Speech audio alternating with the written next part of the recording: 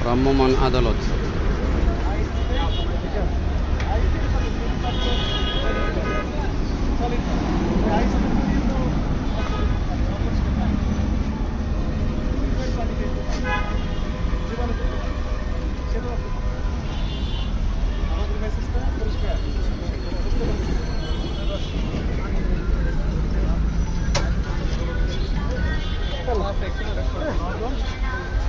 সমস্যা কি পাইল ভাই? নোংরা জিনিস খাওয়ানোর কারণে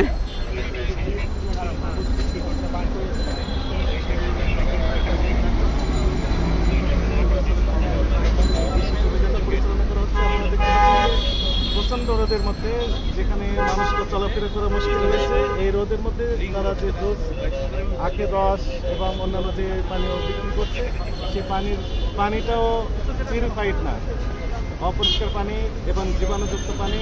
তার সাথে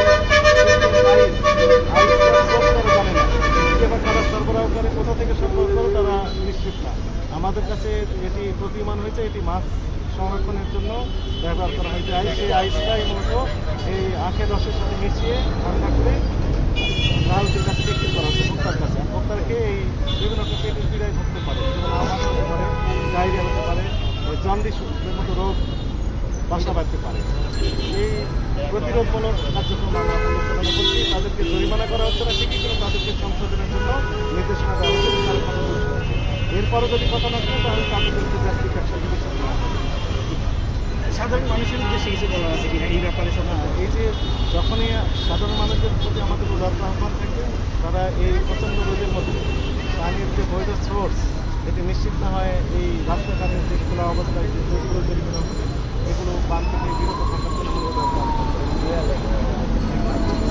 থ্যাংক ইউ।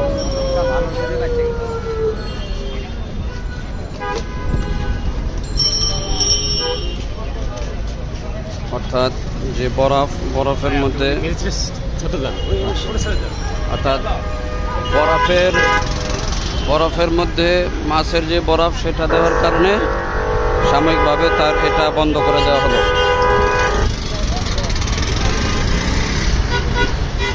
যিনি আখের রস বিক্রি করতেন তার এই আখের রস বিক্রি করা বন্ধ করে দেওয়া হলো ভ্রাম্যমাণ আদালতের মাধ্যমে।